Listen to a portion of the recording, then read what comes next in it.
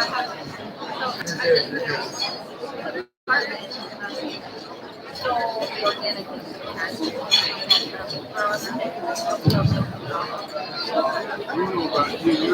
that awful guy that has my brothers. Oh my goodness.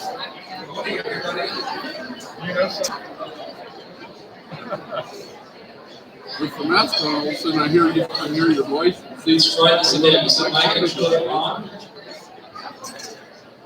Good morning, everybody. Good morning. Okay, we're going to do this one more time. And I need some verbal feedback, just so you know you kind of paying just for a second attention to up front. Good morning, everybody. All right. Well, it is my distinct pleasure and privilege to welcome all of you to Positive Behavior Health's first annual spring conference. I know several of you look like, is the guy going nuts? That's not something I want to debate right now. I know we have had those events before, but that was back in the day when we were just a 50-year-old mental health center with a dream. Today, we are really kind of almost celebrating the first year anniversary of our merger with Wasatch, with the substance use division of the county.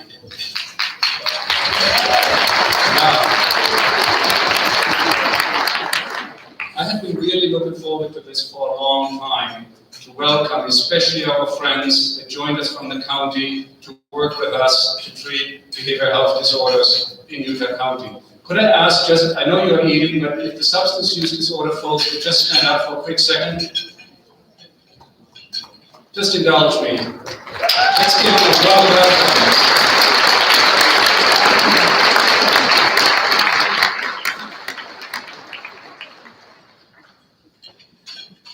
We're looking forward to really enhancing the services in the county of a truly integrated behavioral health agency. We are now actually the largest community behavioral health agency in the state, if you can believe it. Look around. I remember not too many years ago when we had just a third of the space occupied. And now, despite social distancing, we are needing all of the space. And I wouldn't be surprised if one of these days we face the challenge of outgrowing this place. And that is part of just the growth that Utah County has experienced, and it's not going to stop. And as I like to say sometimes, for better or worse, behavioral health is a growth industry, and we certainly have experienced that. Our partnerships with allied agencies, schools, police, universities is ever growing and increasing. The good news is we get asked to provide those services. In a lot of ways, today, it's very, very exciting that we are actually hosting this event in person. I think that's amazing. And yes, we are social distancing, we are asking you to wear masks, but we are returning to normal, and we are going forward.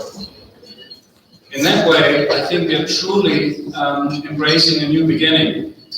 Last year, and I'm not saying anything new, has been full of challenges and also rewarding experience for us at Behavioral Health. As I mentioned, we changed the name, we grew by the substance use disorder services, and we also started our receiving center and the stabilization beds. So programs are growing, we are growing, our client count is growing. With that, we are facing some of the old challenges. Our service demand is going through the roof in the outpatient clinics, and we are challenged to meet those demands. There are a lot of challenges and a lot of new beginnings. I want to focus today on the new beginnings. I want to take this day and invite you all to celebrate our merger and the new beginning that we can meet each other again. In light of that, I want to ask you all, when you have a chance, introduce yourself to some other folks that you might not know. As I was standing and seeing all the people coming in, and it wasn't just the mask, I was amazed at how many of you I do not know. And my hope is to change that. I started resuming my visits to all the department meetings, and it's really a pleasure to meet you and hear all the issues and challenges that we face. Again, welcome to all of you. I want to also ask very briefly that the organizing committee stand up.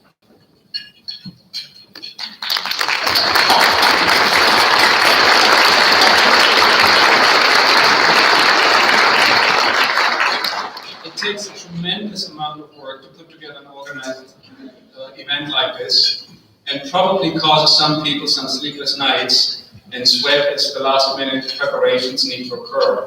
Brett is sitting there kind of looking up at me. Now I wasn't just talking about you, Brett, but yes, I'm sure you have carried a huge burden. So again, I want to welcome you all, and without much further ado, I want to ask Brett Linton to the stage to introduce our keynote speaker.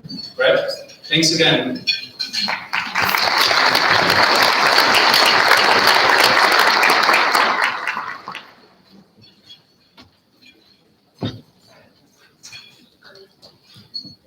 Good morning, Wasatch Behavioral Health. At the beginning of what I believe will be an interesting, informative, and inspiring day, it's my honor to introduce our keynote speaker. He's got a remarkable resume. Kyle Reyes received his Ph.D. in Educational Leadership and Policy from the University of Utah, where he was the recipient of the Benyon Morgan Fellowship. He's been working at UVU for over 16 years, where he served as an associate professor of education, senior diversity officer, and most recently, the vice president of student affairs. During his time at UVU, he has worked on literally dozens of initiatives to make UVU a more inclusive campus, and has presented to groups like ours in 27 states and Canada on topics including diversity, inclusion, art, cultural competence, voice identity, multiculturalism, and leadership. He's received numerous awards and honors. However, none of this really encapsulates the reason why I'm so excited that he has agreed to speak at our conference today. When we were searching for a keynote speaker for this conference, I was in the process of reviewing a number of possibilities when a fortunate turn of events pointed me in the direction of Kyle Reyes. After watching a couple of his videos, it became clear that his passion was doing the same thing that makes us most effective at our work. We interact with a wide variety of clients. Some of them are amazingly easy to work with, while others, due to habits, mannerisms, symptoms, or personality characteristics, make it more of a challenge. What impressed me about Dr. Reyes was his willingness and ability to see a person's inherent strengths, worth, and humanity, and then to treat others consistently with that vision in a way that empowered them to become their best selves. When we're able to do this in our work as behavioral health professionals, it often yields remarkable results. But these concepts don't just serve us well. It's my conviction that when we use these principles to interact with friends, family members, colleagues, neighbors, and even mere acquaintances, doing so has the potential to bring out the best in them, while simultaneously helping ourselves to be a little bit better. So without further ado, it's my pleasure to introduce our keynote speaker, Dr. Kyle Reyes.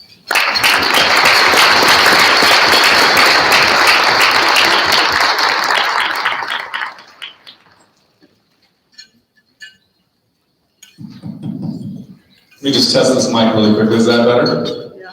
Does that work? Good morning, folks.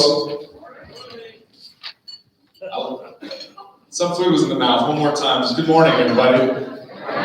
Thank you so much, Brett. Thank you so much for the invitation to join you today. And I got to say, this lectern and the table are hurting my professorial sort of senses. I kind of want to be with you, but I've been told that this is also being streamed, and so to kind of stay within this zone right here.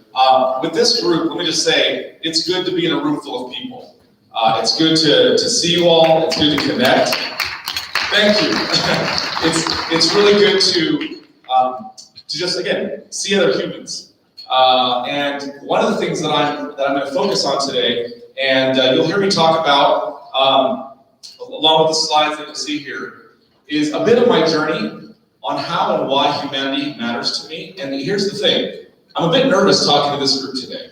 And the reason why I say that, I typically talk to educators, and that's my wheelhouse. I've 18 years at UVU and visited a number of educational institutions. This is a group of educators as well. And yet this is a group who shows up every day with a great deal of humanity. And so I acknowledge that at the outset. I acknowledge the fact that you've got into these professions, you've got into this field because of your humanity. And so I'm hoping that today there's just something that I can add to perhaps your daily work, some nuggets of inspiration, but also more importantly, just to get vulnerable with you a little bit about my own journey. I'm from Los Angeles, I'm from the San Fernando Valley area. My mom's from the Big Island of Hawaii, my dad's from the Philippines.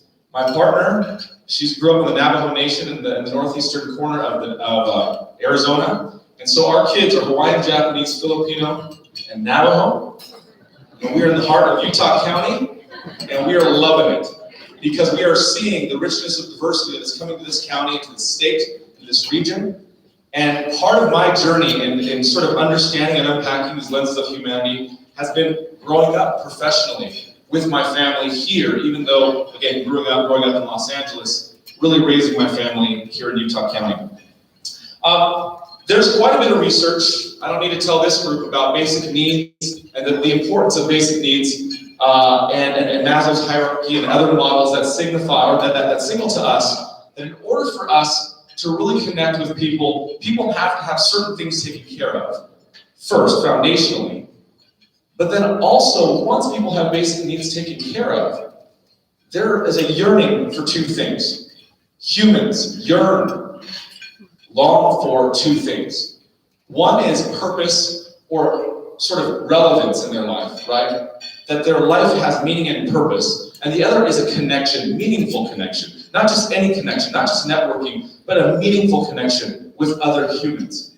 Now, people may not always articulate this, but studies over and over again, when talking about what people desire and yearn for, and unpacking, not just be able to pay the rent next month, or to get food on the table today. That, again, is foundational. We're talking about once you have that human yearning for something beyond the basic needs, it's purpose and it's connection.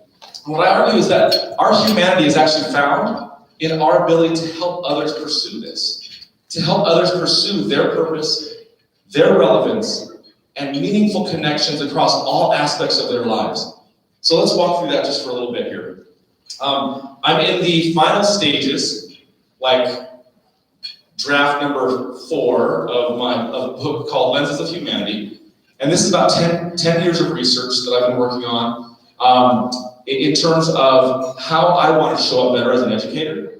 And as a professor of education, my students are pre-service teachers. These are students who are about to go teach in K-12 arena, students who are about to teach in higher ed arena. And the first day of class, I always ask them, we get in a circle and I say, why do you want to be a teacher? And inevitably, every time, they all say, it's for the money. Everyone, for the money. No, they say, most of them say they want to pay it forward, right? They want to give back to a community that has given to them and pay it forward because of what? An inspirational teacher, somebody that matters to them. And I said, okay, if you want to be a teacher, you've got to consider, you really need to become a champion of all students.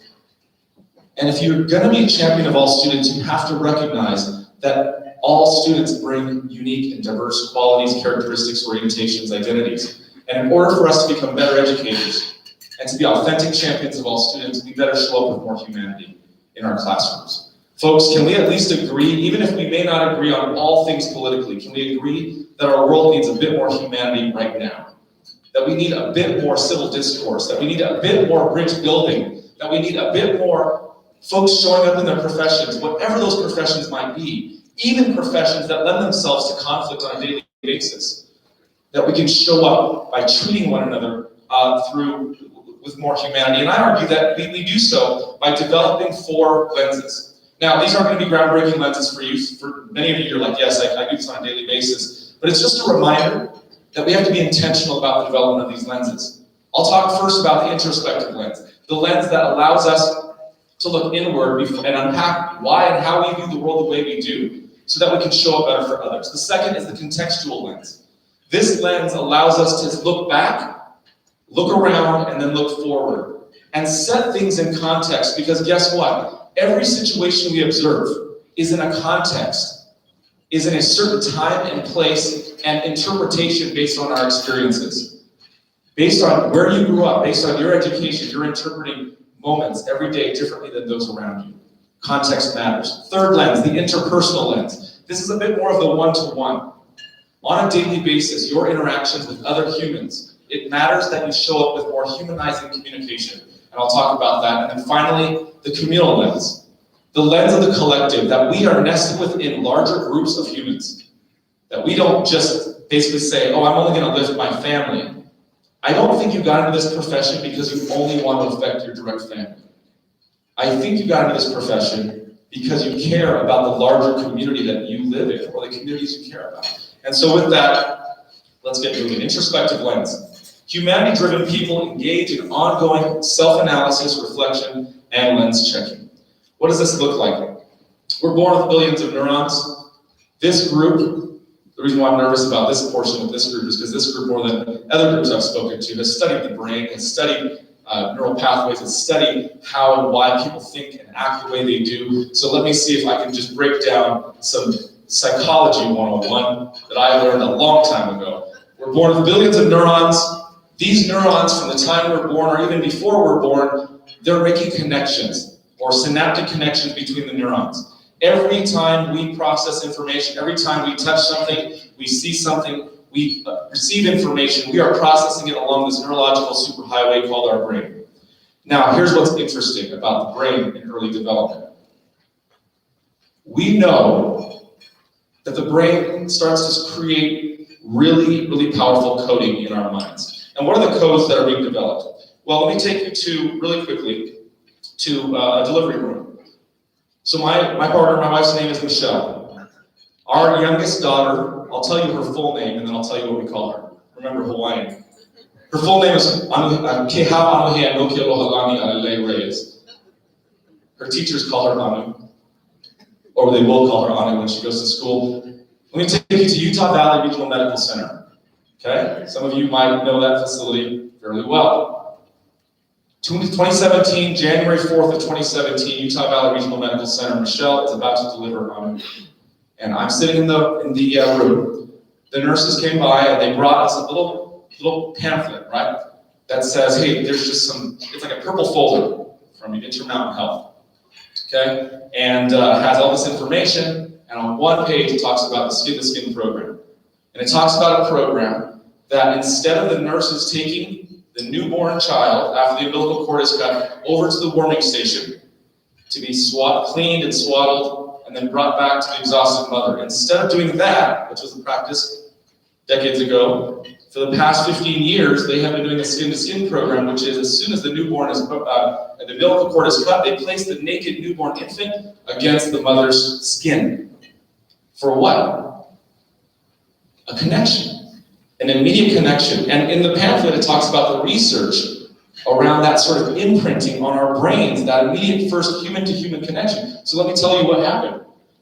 Anuhea is born. I cut the umbilical cord. The nurses with their rubber gloves take Anuhea. She's crying, folks. They take her, they place her right up on Michelle's upper chest. As soon as she touches down to Michelle's upper chest, Michelle starts caressing Anuhea's cheek and singing to her a song in Navajo. The song is basically 1, 2, buckle my shoe. It's a counting song. Every culture has a counting song, by the way, to learn how to count, right? She starts singing her the song, the same song she sang to her when she was in the womb. Guess what happens? Anuhea quiets down. A few minutes later, Anuhea latches on and nurses for the first time with her mother. What is happening in the brain of Anuhea at that moment? It's not like she has anchor information in her brain. The synaptic connections have been there for her to look at the lights and be like, oh, those are definitely halogen lamps, lights. But you know what I'm saying? There's not that anchor information. What's happening, rather, is she's starting to gather points of data around air and light and, sound. Boom, first familiar thing. And then pretty soon the smell and Michelle's voice, right? And my voice. So here's a photo of Michelle, actually, that day. And Anuhea, and you see here, from a very early age, my argument is that we start to code our sense of belonging, safety, love, intellect. We start to code a whole bunch of things. And just imagine, just remember what it was like in elementary school. Because I know some of you are like, yep, I think about elementary school all the time. Remember what it was like in your elementary school navigating life and gathering data. You are testing. Our young people are testing. They're social scientists. They wear their hair and they gather feedback. Ooh, I got teased all day. Not wearing my hair like that again, right? And they go and they test other things with authority figures. They react. They make a joke. Ooh, I got in trouble for that. Here's Anuhea, by the way, now. Okay? Yeah. Every morning when I leave to work, she's like, and I'm like, oh, don't give me that face. But on the hand, it's 4 now. Now let me jump forward, let me process. What has been processed in her brain of 4 years of gathering information? Does she have more anchor data? Yeah, she knows certain things she shouldn't touch because it's hot. She also knows, right, that when we say we love her and we give her a hug, that's perhaps what love means. And here's what's interesting, not all children process that in the same way because they don't receive that in the same way. What's interesting about the way we view the world is we view the world the way we do because of certain characteristics. Now what you're seeing is a table that I use with my students. Typically this is a 3-hour exercise that I go over with my students. We're about to do it in a minute. And that is simply this. Take a look at the questions in all 3 of the columns there. Ascribed characteristics are characteristics you were born with, you had no control over. They were ascribed at birth. Now, have you changed in some of these characteristics? Perhaps. Because we've grown up in certain ways and we've changed. We've learned new languages. You might have shifted political or religious affiliations or whatever it might be. But the point is that you're still part of the person you are today and part of the way that you view the world still is affected by your ascribed characteristics. And when I meet with my students, we talk about this, we unpack this. Why? Because it's important for them to know what they have here before they show up as a teacher. They have to know, oh, that really did affect me. Second area, the roles and hats. Nothing shifts our sense of the world around us like responsibilities. I had a colleague whose parents passed away when they were just young teenagers, and this colleague stepped up and had to be sort of a surrogate parent, living with grandparents, and immediately the way they viewed the world shifted because those responsibilities shifted. I'll tell you, when my oldest, Keikoa, who's now a sophomore at Mountain View High School, when he was born, and I brought him home for the first time, and I sat him on the bed, and he was just lost in his little onesie there, and he was strapped into the car seat. I sat him on the bed, and I just sat there, and for like 3 hours, I just watched him. And I was like, is he breathing? I was like, Michelle, come in here really quick, is he? And I'm like, yep, he's breathing. And she's like, you know you can like let him rest. And I'm like, no, but it's a tough one. And then fast forward, if I see a child running in a park and I don't see like some parental figure like near them, I get super nervous. I'm like, who does that child belong to? And then I don't want to be creepy and go up to the child and be like, hey, I just from a distance. And what is that? How do I view the world? I view the world through that father lens now of like, holy cow, I've got to watch. And I'm looking out for especially vulnerable young people, right? Experiences. This is the catch-all. This last column is what life experiences have you had that have affected your state of mind, your state of living, your state of thinking.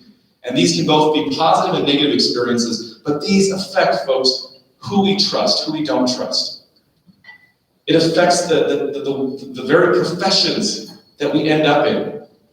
Our life experiences affect where we live, where we decide to, what relationships we decide to have because of past relationships. And what's really interesting is, if we don't do the introspective look inward of our own humanity first, it really is hard for us to start to really get to know other humans at a deeper level. We don't see things as they are, we see things as we are. This is a profound quote by Ernest Nin, who really helps us see that there's not this objectivity of an event out here. It's a subjective interpretation of an event from all of our perspectives. And so when my students come to UVU, and even if they come to my office frantic about financial aid or parking or classes or something, they come to my office. Before we ever talk about what their issue is, I say, can you just, before we get into whatever I can help you with today, can you just tell me your journey to UVU in just 2 minutes? Just tell me how you got here. And that does 2 things. One, it situates for me the context in which I can best help them. Number 2, it brings down the temperature a little bit in terms of putting in perspective that they're on a journey. This parking ticket or this financial aid processing isn't the ending or the beginning, isn't the end of their college they don't have to get it done in that moment. I want them to realize that it's part of a journey. We don't see things as they are, we see things as we are. Let me just share a couple of stories. How many in here are left-handed? Raise your hand if you're left-handed. Hi. A few of you left-handers, just raise your right hand. I'm not sure, but okay. Left-handers. Because of the size of this group, I'm not going to engage in this necessarily because of time. But just nod your head if this resonates with you. Left-handers, what are ways that you know that you're living in a predominantly right-handed world? Now, let me just go through a couple of these. That little wooden desk that comes up on the seat on the side is primarily on the right side. When you sit at a restaurant, you have to be cognizant of where you're sitting so that you don't bump elbows with people that you're eating next to, right? When you write on a dry erase board, you have to be sure not to erase with this hand what you just wrote. When you write in a 3-ring binder, that's the worst thing in the world, right? Sporting equipment, try to go find sporting equipment for left-handers. Oh, by the way, if you have any writing utensil, right, any pen or pencil or anything near you, look at it in your right hand and you can read it. Switch it to your left hand, it's upside down. I have not found a writing utensil that is made for it to be read with the left hand.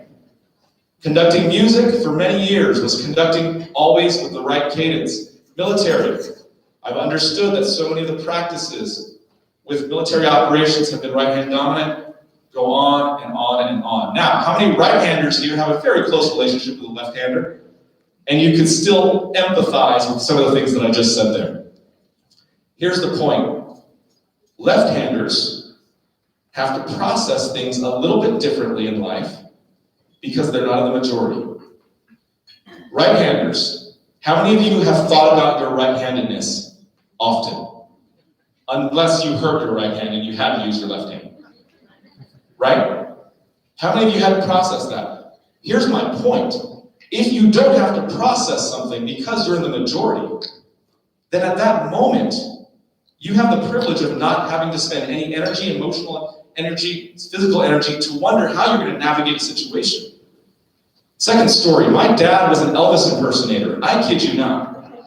He passed away last year, amidst COVID. We just flew him to his ashes to Hawaii, buried him about a month and a half ago.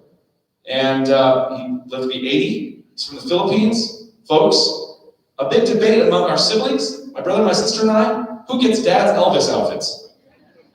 When we were younger, he would tuck us into bed at night and he would sing to us with the guitar. He'd sing to us Elvis songs.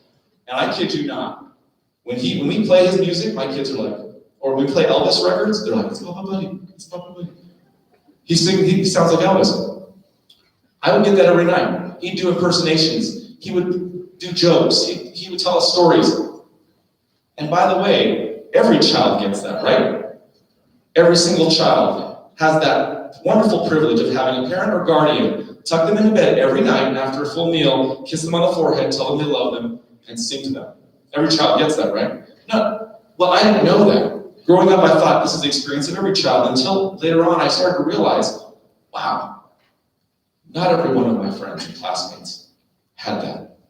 I had that privilege of not wondering if I was going to be hit, not wondering if I was going to get a meal that night. I had the privilege. Folks, I'm not a bad person because I had privilege. What happens, though, is when we start to say, oh, no, you can't blame anything on me. There's no way I have. If you haven't had to check your identity when you enter a space, if you haven't had to wonder if your accent is going to be accepted when you speak up, because when you spoke up in class one day and some kid laughed at your accent and you're like, shoot, I don't want to speak up again. If you haven't had to process that, then it's okay that you have privilege. Part of the argument is, what are you going to do with that now? Are you going to be sensitive enough to say, not everybody got this? Not everybody has this. And by the way, my partner, my wife, Michelle, when she was a senior, she played softball. She was a cheerleader. She was the editor of the yearbook. And her senior year of high school, she got into an accident on the Navajo Nation. They hit a horse. She was dragged 170 yards. She lost her left arm. It was severed in the drag. Gravel in her hip to this day. Skin grafts all over her left side. Life flighted to Flagstaff, Arizona. And folks, when I met her, when we started dating, she said, did you know that I just want you to be aware, I don't have it. I said, yeah, it's fine. She goes, well, it's just been an issue with some other folks. I'm like, okay. As we got married and we were thinking about having children, and she tearfully said, I wonder if I can do this with one hand. Fast forward, we have 7 children. Michelle's an amazing human being. That's our older daughter, Kaimi. That's not Photoshop. That's Michelle's sleeve that comes down midway in front of her home in Ganado, Arizona.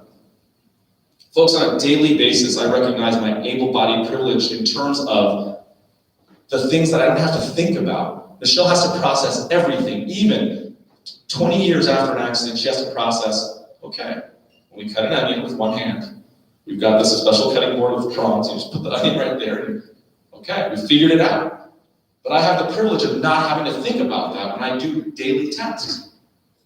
So here's the thing, what I don't want to do is have some controversial moment where people are like, whoa, let's not get into a debate about privilege right now. I just want to invite us to consider.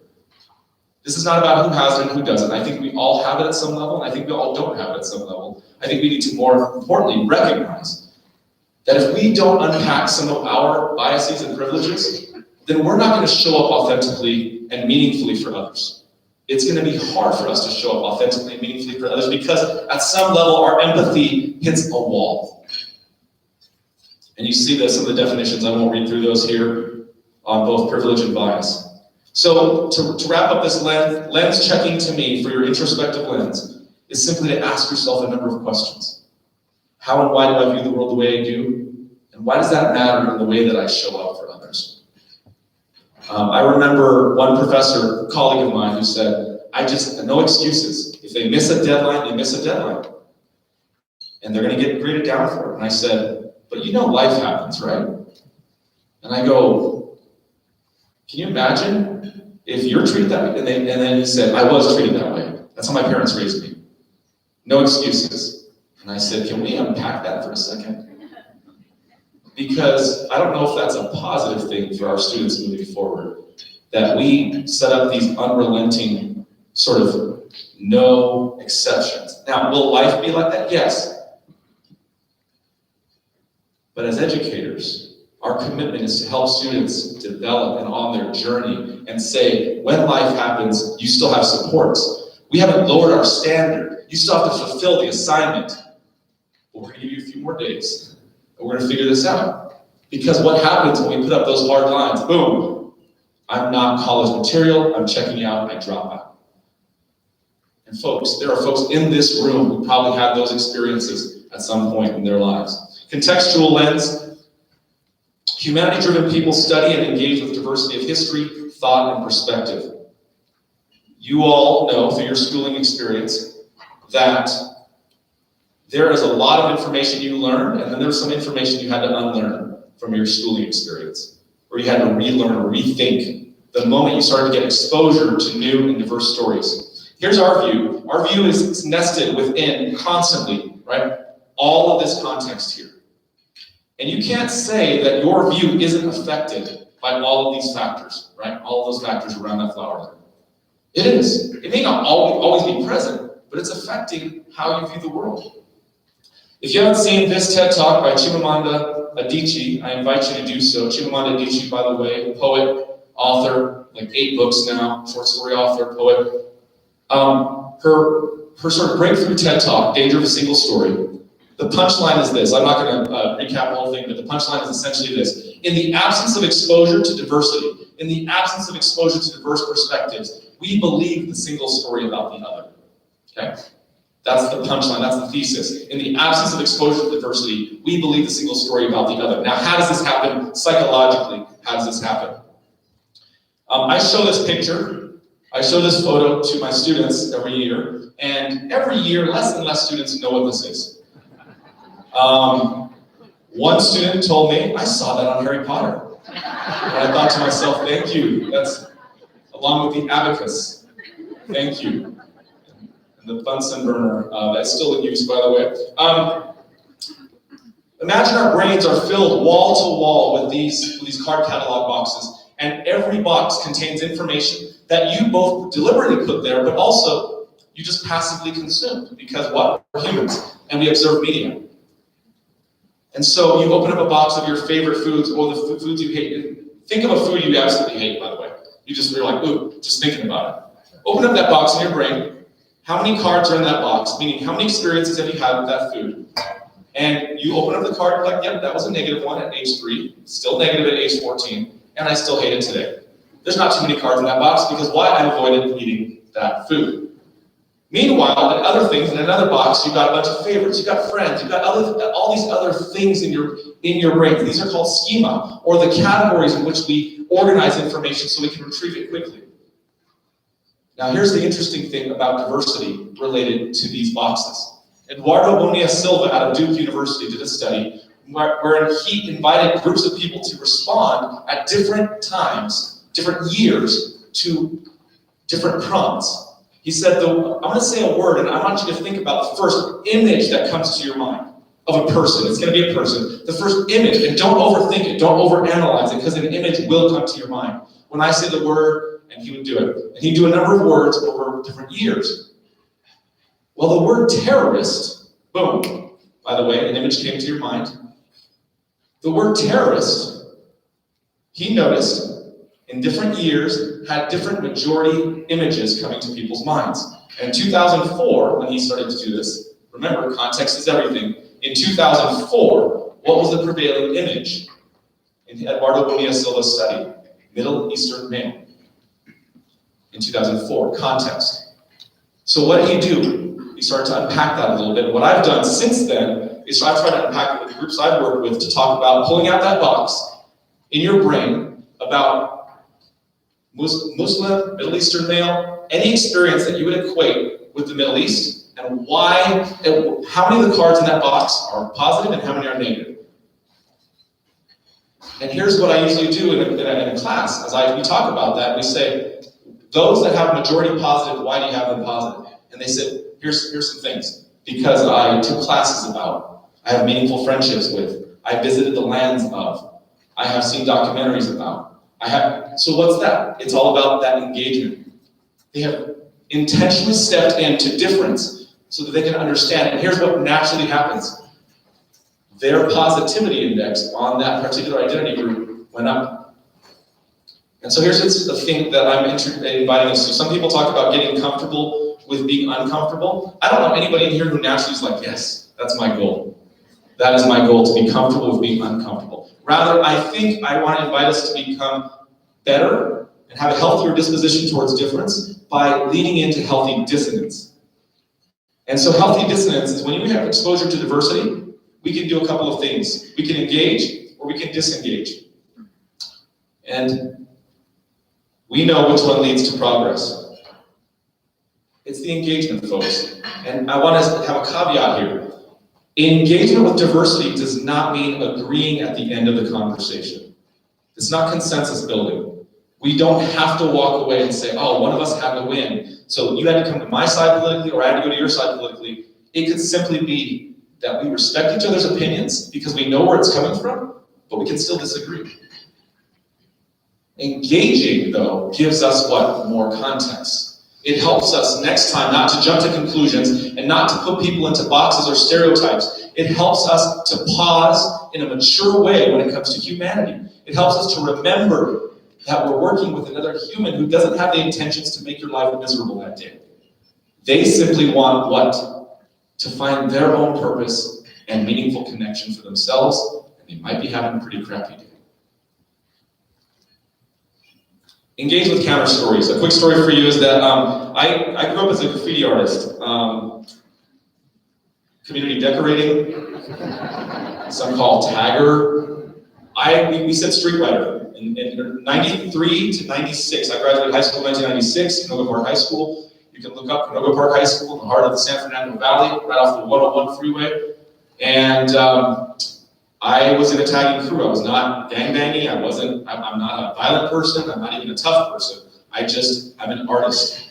I've always been an artist. My dad was an artist from the Philippines, and I had art supplies throughout my life. I sat on some task forces here about a dozen years ago, working with the likes of Tony Castillo and Koki Klein and a number of my colleagues who we worked with juvenile detention, we worked with gang prevention. And in one particular meeting, they were talking about these young artists as if they were just horrible humans. Vandals.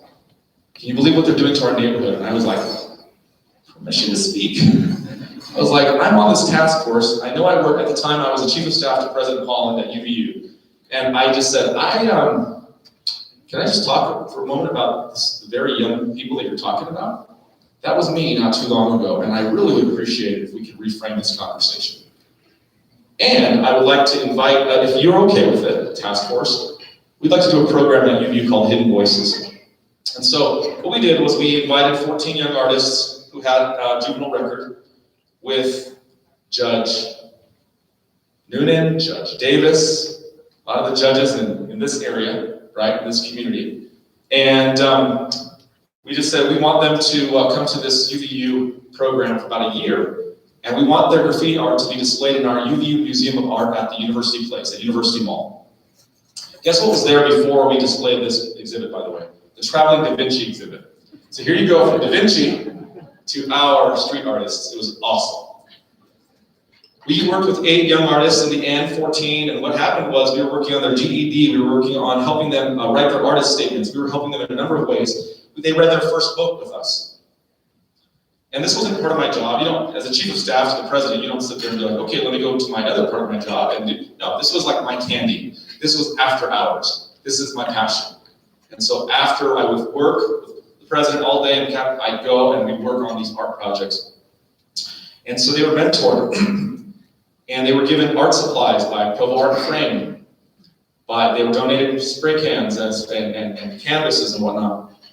They curated the museum themselves. They wrote their art statements. They did a documentary, Why Do You Write?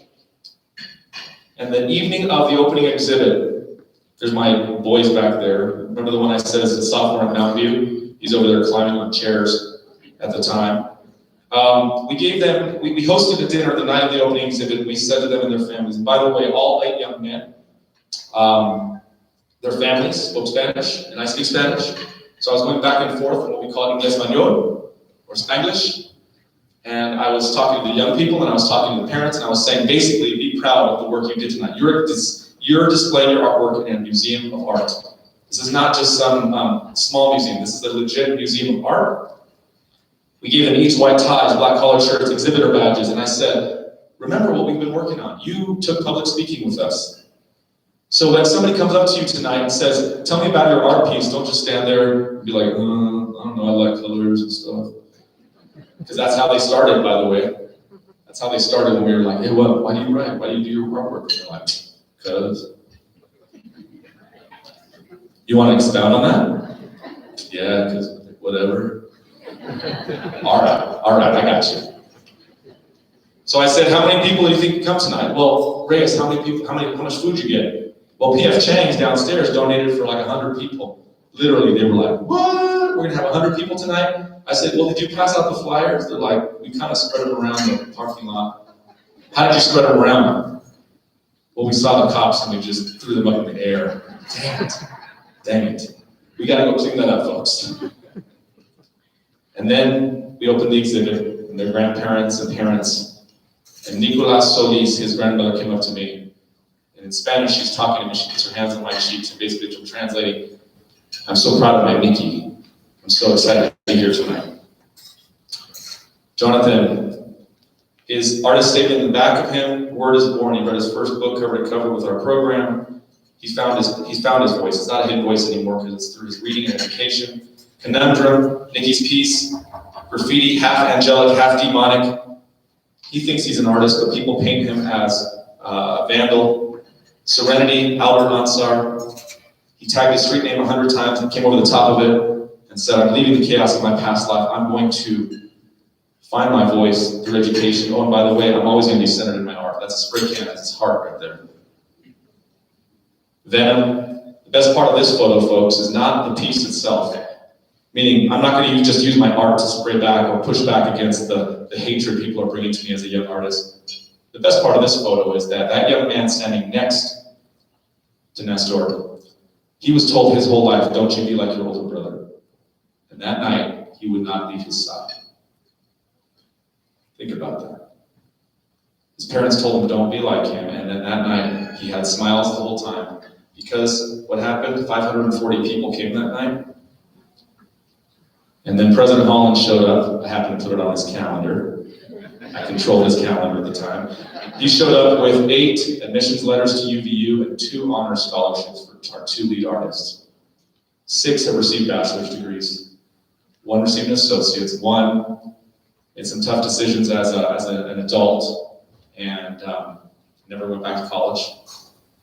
But folks, the reason why I talk about leaning into healthy dissonance is because we have so many in our community who are waiting for anybody to lean into them. They feel like they are the healthy dissonance. This is the group who feels underheard or underserved, or they don't have the purpose, they don't have the meaningful connections. Our humanity improves when we help others find those very things and help them find that context. And so you see here on what I put on the slide, lenses of humanity push us to lean into discomfort. This is healthy dissonance. My invitation for us is that we can do healthy dissonance in primarily 4 ways. First, exposure. If you don't know what you don't know, that's where exposure to diversity comes in, because just by sheer nature of exposure to diverse perspectives, lenses, histories, narratives, and people, we will be invited to consider things anew. Second, education, formal and informal. We can opt into classes, we can opt into professional development opportunities. The fact that you showed up to this today means that you are getting an education to further your abilities in your professions. Engagement.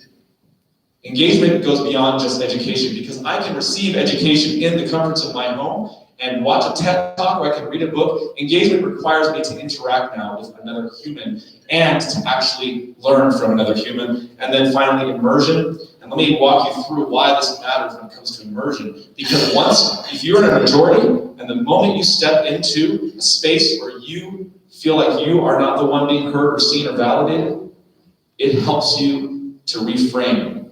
It helps you to consider when you're immersed in a new context, fully immersed into a new context.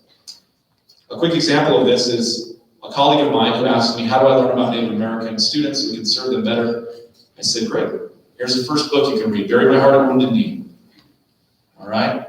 You can read a couple of other books here. You can see this TED Talk. Oh, and by the way, come visit our students over in the Native American Initiative at UVU, Multicultural Student Services, and just talk with them. Part of that is engagement. Oh, I want to go to an event. Well, come to our powwow. Well, what time does it start? Well, here's the thing. It starts at 6 p.m. on Friday, it goes till about 10 p.m. on Saturday. Yeah, but when's the main event? Well, here's the thing. The main event's from 6 p.m. Friday to 10 p.m. on Saturday.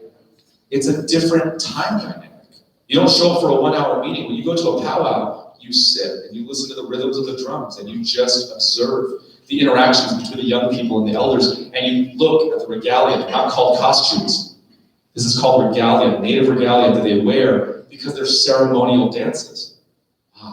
So he came and stayed for a good portion of time. And then immersion. I took 7 of my students to do part of their student teaching on the Navajo Nation. And folks, they're back here teaching now, but they can never unsee those 7 weeks being immersed and being the ones who had to kind of look to others to understand how to navigate that world. Okay? So, interpersonal lens. And I know I am running on out of time here, but let's get through this. Interpersonal lens. Humanities are when people learn from and improve empathy for diverse individuals. One of the things that I talk about with my students, so imagine every one of your round tables right now. Imagine that's an island, right? And the way that you would need to build a bridge, the reason why you need to build a bridge is because there's a chasm, there's a gap between the 2 islands. If you're connected, if I'm connected like this whole thing is connected, I don't need a bridge. You need a bridge when there is a distance, when there is a misunderstanding, when there's a chasm, right? Well, it's hard to build bridges to land masses we don't even acknowledge. It's hard to build bridges to experiences when we don't recognize them as holding value. And so interpersonal relationships begins with our desire to actually recognize that there's people we want to build bridges with. Here's a list of things that I'll just discuss briefly, and that is, how do we improve in our humanity with interpersonal communication and interpersonal lens development? When it comes to humanizing our communication, I'm going to talk about 6 things, 1 slide on each. Courageous empathy, cultural humility, genuine inquiry, names, naming, and humanizing words, value and validate. And by the way, I'm not arguing that those 2 words are different. and advocacy and allyship. Courageous empathy. We know what empathy is. This group really knows what empathy is. On a daily basis, your empathy grows because of your experiences and your engagement with humans. What courageous empathy invites us to do is to say it's easy to have empathy with somebody in our professional role, perhaps, or with somebody that we shares our perspectives on life. It's harder to have empathy with somebody who disagrees with us passionately.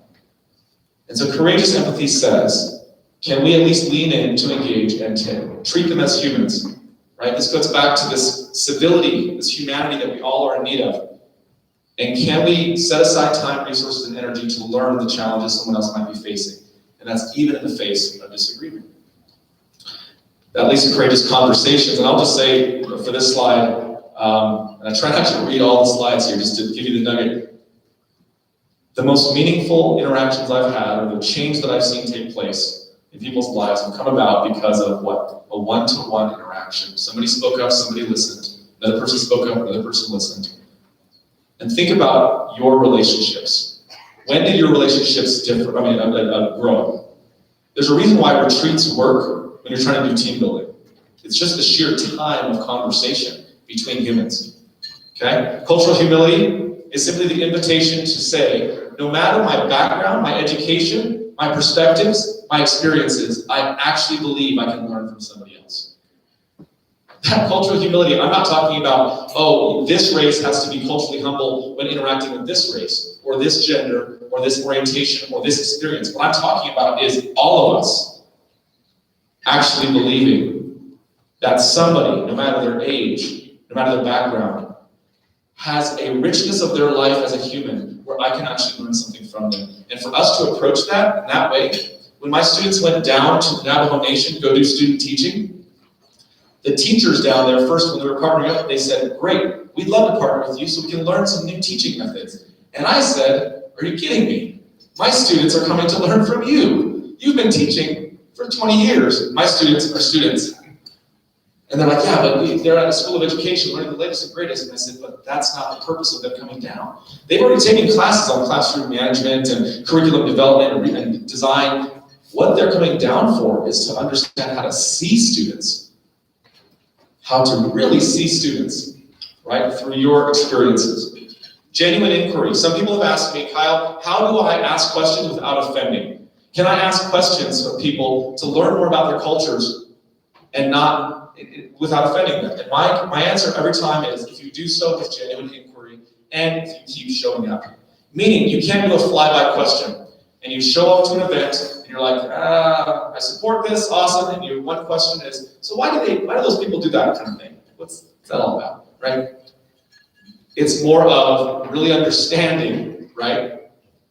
And understanding the operations, understanding the foundation of those events and those experiences, right? And then to keep showing up. I will say, as somebody who's received many questions about my background and culture, I'm not offended when some folks ask me and they say, oh, how do you pronounce your children's names? And I say it, and they said, I'm not sure how to get it. I'm like, that's okay. It took my in-laws a while to get the Hawaiian side. It took my family a while to get the Navajo side. It's okay. But if they kept showing up with that inquiry, we have a relationship. That genuine inquiry matters a lot in humanizing communication. Names, naming, and humanizing words. Names matter, folks. How we self-identify matters. I know some people think that we get into a point where it's too politically correct and we can't keep up with the language. And in some cases, and in some situations, each of you will have to draw your own line about what that is, about whether or not people are getting too sensitive about certain things. Here's what I do know, is that as an individual, you care about how you're labeled. You care, I care. One experience I had with a student who I was reading off the roll, and I said her name, or at least I thought I said her name correctly, and then she said, you know what, just call me Jenny. And I go, but is that what you prefer? She goes, well, it's easier for everybody. And I said, but can you pronounce your name of origin? She said, Shinyi Wu. I said, Shinyi, can you tell us a little about it? She sort of told us about her name. And then I said, do you mind if I refer to you as Shinyi? And she said, well, you'd be the first teacher to do so. I said, am I even pronouncing it correctly? And she said, eh. So I said, can you help me? And she said, Shin-yi, and I said, Shin-yi, and she's like, I swear, I think I'm saying exactly as you're saying it. But there was intonation, I was missing something, and then all of a sudden, I said it one way, I got it, and then I said it again, and I didn't get it. And what mattered to her was my effort. Because after class, she came up to me and she said, you're the first teacher who ever tried to actually call me by my original name. That matters to me. She goes, I only chose Jenny because it was so hard for her. I'm like, okay, let's have your classmates call you Jenny, if you're okay with that. Folks, there are entire organizations that want to be called a specific thing. There's entire religions that say, please call me by this, not by this. There's entire groups that say, you can refer to me in this way, but again, I identify in this way. Humanizing communication simply says, names matter to people. Labels, I know labels can be dangerous, but labels also matter in terms of my experience, all right? Humanizing words, value and validate. Here's my basic difference between these two. Valuing someone or another individual especially is that we actually value their whole identity, their whole self, that we can learn from them, and we value what they bring to the table. Validate means I actually believe you when you say you're experiencing the world the way you are.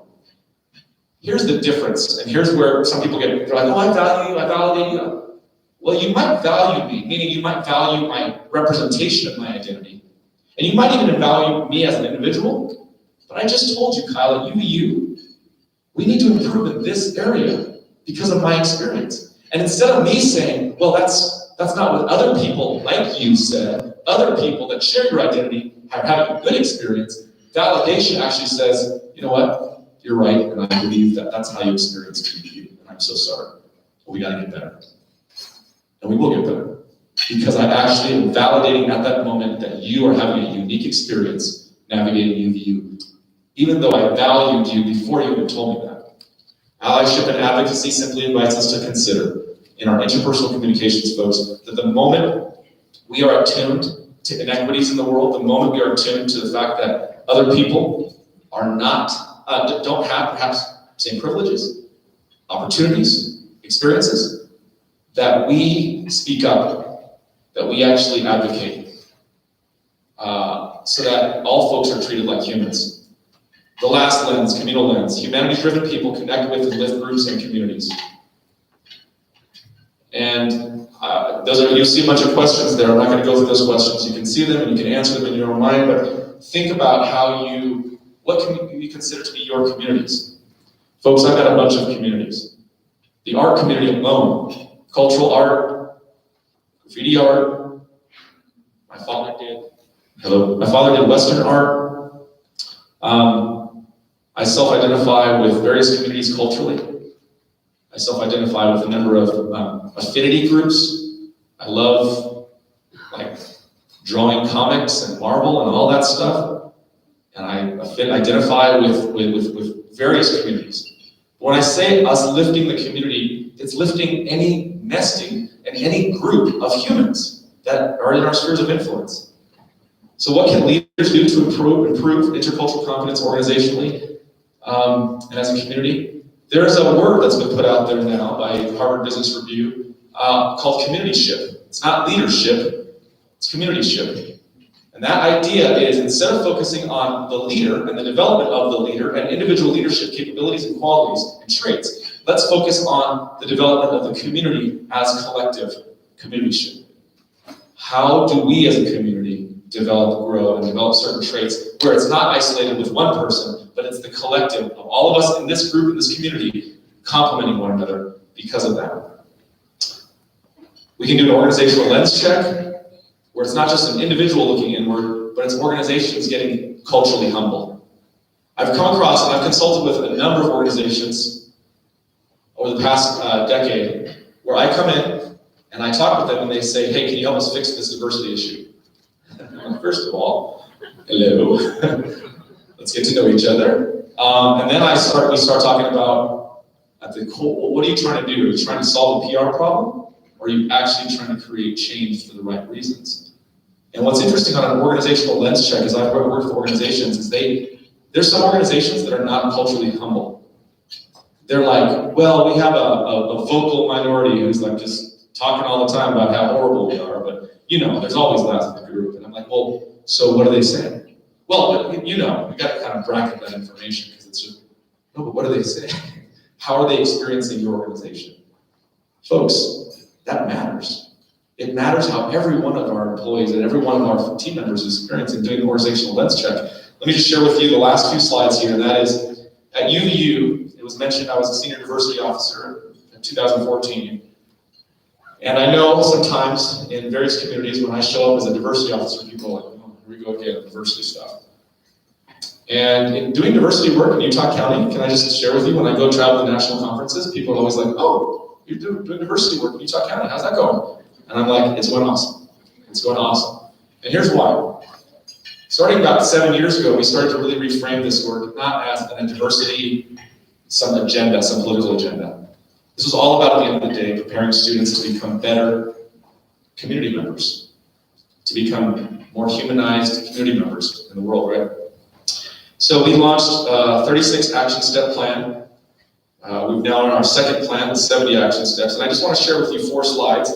It's small font on purpose, meaning I just want to show you the sheer volume of stuff in just the past 6 years that UVU has done to try to be a more equitable, inclusive, and diverse campus. So I'll give you like 20 seconds to just glance through a few of those bullets on each slide.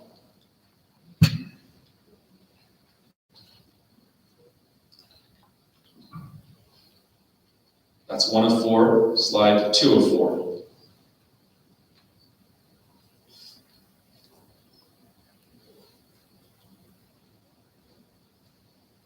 Slide 3 of 4. You can go to our website and look up all this data, by the way. Slide 4 of 4. And notice the date. That was up till 2020. Just in this last year, our new senior diversity officer is about to put our annual report out this in a couple of months, listing about 30 more things that we've done just in this past year amidst COVID. Folks, when it comes to humanizing our efforts, again, let's reframe this. This is not, in my mind, this is not some political effort, some mega agenda. This is, at the end of the day, we have an opportunity to connect with other really amazing humans. On a daily basis, you get an opportunity. You're doing so today. I'll wrap up with one quick story, and that is, let me just check my time. One quick story. I'm going to come over here, and hopefully you can still see me on this side. What I didn't tell you in terms of my career and how I got to where I'm at is after the graffiti life in high school, I had a teacher who in the 10th grade, when I was working on my artwork, she came over to me and she said, what are you doing? And I said, I'm not doing my homework. I'm not doing my work right now. She said, put that away. And she said, come see me after class. And I thought, what every 10th grade graffiti artist thinks, okay, she's going to take away my notebook. She's going to send me to the principal's office, Sonoma Park High School. And what she did after that is I went up to her desk and she said, how long have you been doing artwork? And I said, what? Why was that question so shocking to me? She was the first authority figure outside of my father who called what I was doing art. And I said, I've been drawing my whole life. And she said, you should take AP Studio Art next year. You're really good. But do me a favor, don't do it in my class. I said, deal. And she goes, but I noticed that I see your artwork throughout school more and more on people's, because guess what, in 1992, do you all remember this? They went from the vinyl binders to the binder that has a plastic that you can slip artwork in and out of. This is groundbreaking in 1992, folks. No longer the need for the trapper keeper. Anybody? Trapper keeper? So my artwork was showing up all over Sonoma Park High School. Why? Because they could I would tag up their name. And most of my friends were Latina or Latino. And so one would be, I was like, Jesus, and be like, hey, just make my name look dope. I'm like, all right. Yeah, just put Chewy like in purple. Because you know the Lakers. Yeah, of course, Chewy. Veronica, what do you, I just wanted to say Beto. Well, what colors do you want? Choose whatever. Just choose something. I'm like, all right, Beto. I said, I have third period and fourth period to get this done for you. She's like, okay. Well, Miss Schwartz was in, I got into AP Studio Art my junior year. It blew my mind, folks. Because in that class, I learned that I could be a storyteller through my art. And right now, what I do is I do art workshops for young people where we design shoes together so they can walk with their story. We design shoes that tell their story so that they can have different ways of expressing their story. Oh, and by the way, young people gravitate towards art. I don't know if you knew that. Now, they're not all artists in that way, but they gravitate towards expression, poetry, slam poetry, spoken word, music, dance, art, some artistic expression. Our young people are gravitating towards that. And it's interesting. Right now, digital media, it's blowing up as a major at UVU and at BYU and a lot of these other universities. Why? Because students are finding that they can tell stories. Why do people want to tell their story? Relevance and purpose, connection. Fast forward, I failed out of my first 3 attempts at college. I got a 0.78 cumulative GPA after 3 semesters of college. College was not for me. By the way, 0.78, folks, that means I actually tried in one class, which was my art class every semester, and then didn't show up for the other classes. But how did I get connected, or how did I start to turn the corner? I joined a multicultural dance group. I started to learn the Polynesian dances of my heritage. For 12 years, I did Polynesian dancing, and hip-hop dancing, and Latin dancing. And then when I met Michelle, I started to learn the heritage of her Navajo people, or the Dene people. Started to do more study. I realized I wanted to go on and get more education. Got my bachelor's in graphic design, worked at a company called New Skin as a graphic designer. Sat in my cubicle all day, and I was like, I'm not fulfilled. I liked New Skin as a company, I just didn't want to design for them. And somebody said, why don't you come volunteer with a program at UVSC in 2003? I said, sure. I would go to work at New Skin, and in the evenings, I'd go talk to young people who were first in their families that could go to college. They're called first generation. There's probably a number of first generation in this room right now. You were the first in your families to get a bachelor's degree. These young people, I would go and I'd take my sketchbook and we'd just draw. We'd talk about life and the ACT and FAFSA. You know, all the things young people want to talk about. At the end of that summer, a woman comes up to me and she says, the director of the Upward Bound program, she says, I want you to know that we're going to offer you a job here full-time with benefits for $23,000 a year. And I was like, thank you. And September 4th, 2003, I started my career at Utah Valley State College as a college dropout, as a graffiti artist. 18 years later, and 7 jobs, and 3 degrees later, I love working with students. I love it. I get to be a vice president over the dynamic division at Utah Valley University of Student Affairs, mental health, multicultural, LGBT student services, women's success, veterans, first gen, admissions, financial aid. What's not to like about that? And on a daily basis, I get to hear stories that enrich my life. And so with that, I would love to connect. If you found anything that I said today useful, or there's a follow-up question, please reach out to me. My email is there. I'm on social media. More importantly, thank you for all the work that you do. Thank you for your strength and you showing up. And I'll leave with a Hawaiian chant, if that's okay. I know I'm over time. Are there any Hawaiians in the audience? I can't see hands. No Hawaiians? Oh, thank you. Okay. The only reason why I ask is so that you can't judge me on my singing. Nah, here we go. Liu liu vale go ko la lele mau kamakayo papala ye he ko ma ya malo na punu I vaune la he anuwe he ko vale no ha hey. Thanks so much for letting me do this tonight.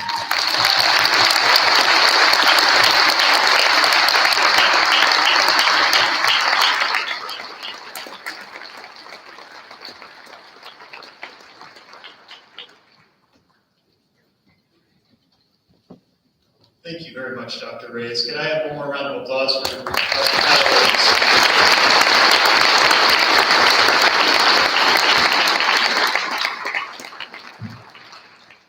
All right, this is just the beginning of what will be an informative and action-packed day. We're going to move the conference up to the third floor at this point, where we'll go into various breakout rooms based on which presentations you'd like to attend. We have about 13 minutes before those start. We will need to check in each room for contact tracing for COVID. So please don't delay in heading up to the classes you'd like to attend next. Thank you so much.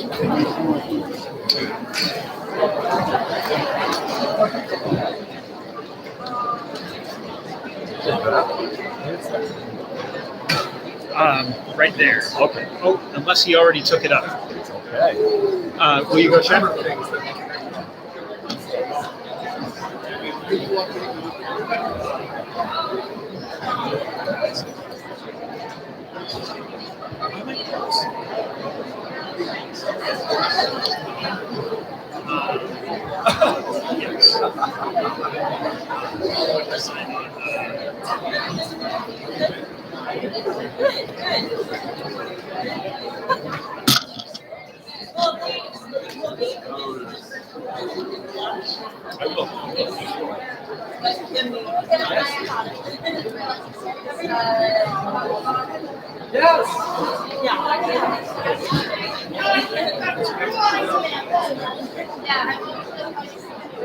Hey, finish it up. Got it. Got it. All right. Well, look. Nick, you know I'm going to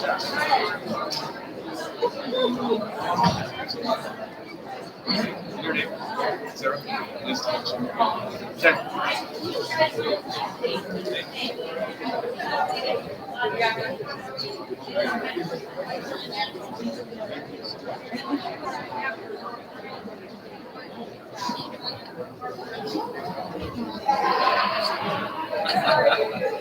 Oh my gosh. Yeah. Hey, Lord. Okay, let me grab my stuff. Thank